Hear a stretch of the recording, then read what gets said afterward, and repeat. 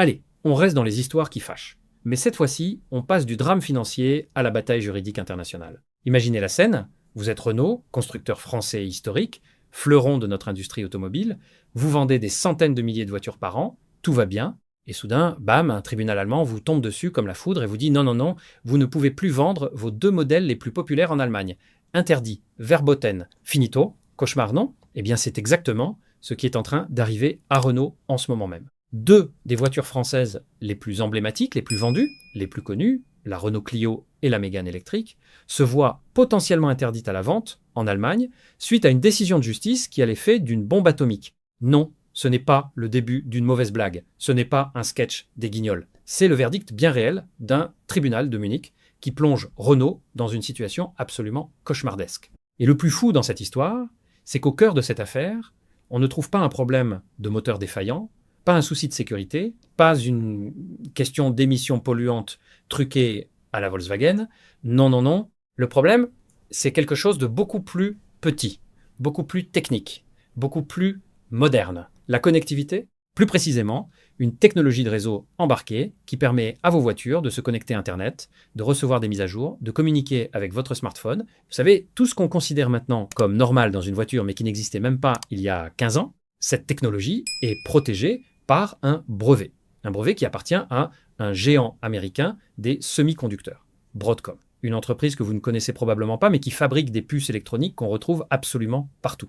Selon la justice allemande, et c'est là que ça devient salé, Renault aurait utilisé cette technologie dans les systèmes de navigation de ses Clio et dans la télématique de ses Mégane électriques sans disposer des licences nécessaires, sans avoir payé les royalties, sans avoir demandé la permission. En gros, Renault a pioché dans le pot de confiture de Broadcom sans demander l'autorisation au propriétaire du pot. C'est un peu comme si vous utilisiez une photo Getty Images dans votre vidéo YouTube sans payer les droits. L'artiste, ou dans ce cas Broadcom, risque de ne pas apprécier. Et c'est peu dire. Broadcom a donc traîné Renault devant les tribunaux allemands, et le tribunal a tranché. Et le verdict fait mal, très mal. Le tribunal a ordonné, tenez-vous bien, la suspension immédiate des ventes de ces deux modèles sur le territoire allemand. Mais attendez, ça va encore plus loin. Accrochez-vous. La sentence évoque même la possibilité, je cite, de détruire tous les produits concernés ou d'obliger Renault à racheter tous les véhicules déjà en circulation. Vous imaginez le délire? Des dizaines, voire des centaines de milliers de Clio et de Mégane qui circulent tranquillement en Allemagne, et soudain, il faudrait soit les détruire, soit que Renault les rachète à leurs propriétaires. C'est du jamais vu. C'est complètement dingue. Heureusement pour Renault, et c'est là le petit twist qui change tout, cette décision n'est pas encore exécutoire. Pour qu'elle devienne effective, pour qu'elle soit réellement appliquée, la justice allemande exige que Broadcom dépose une caution, et pas n'importe quelle caution. Une caution de 65 millions d'euros. 65 millions. Une somme absolument considérable qui agit comme une sorte de garantie, de filet de sécurité. L'idée, c'est que si finalement Broadcom perd en appel et que le tribunal reconnaît qu'ils ont eu tort, ces 65 millions serviront à dédommager Renault pour tous les préjudices subis pendant l'interdiction. Tant que cet argent n'est pas sur la table, tant que Broadcom ne sort pas son chéquier géant, les Clio et Mégane peuvent continuer à être vendus tranquillement en Allemagne, comme si de rien n'était. Et là, beaucoup d'observateurs, des avocats spécialisés, des analystes de l'industrie, des journalistes qui suivent ces affaires depuis des années, se disent que Broadcom ne va probablement jamais mettre 65 millions sur la table. Pourquoi? Parce que le but de toute cette manœuvre, c'est probablement de mettre la pression sur Renault, de les forcer à négocier. De les amener à la table des discussions avec un gros bâton au-dessus de la tête, c'est une tactique courante dans ce genre de litige entre géants industriels.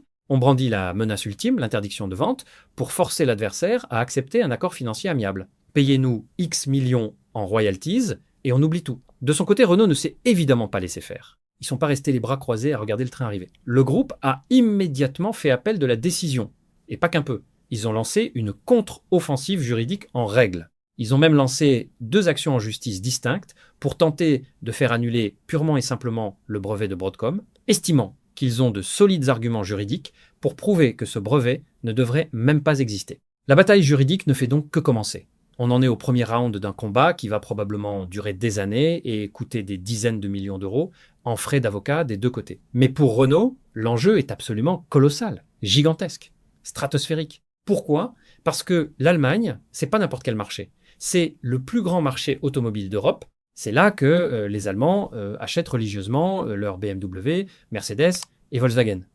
Mais c'est aussi un marché énorme pour les constructeurs étrangers. Une suspension des ventes, même temporaire, même de quelques mois, pourrait sérieusement freiner la dynamique commerciale de Renault et ternir gravement son image de marque. Sans compter que, si Broadcom gagne définitivement ce procès, ça pourrait créer un précédent catastrophique. D'autres détenteurs de brevets pourraient se dire « Tiens, et si moi aussi j'attaquais les constructeurs automobiles ?»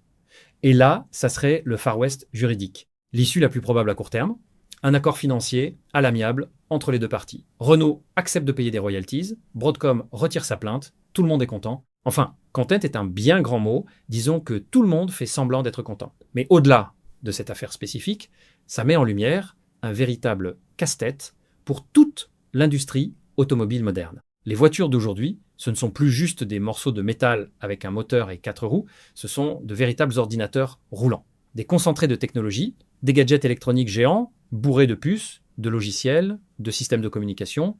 Et toute cette technologie est protégée par des milliers et des milliers de brevets appartenant à des dizaines d'entreprises différentes. Des géants de la tech américain, des fabricants de puces coréens, des spécialistes du logiciel européen. S'assurer d'avoir toutes les licences nécessaires pour toutes ces technologies, c'est devenu un véritable champ de mine juridique. Une nightmare administratif et, visiblement, même un groupe comme Renault peut se faire avoir, affaire à suivre de très près dans les prochains mois.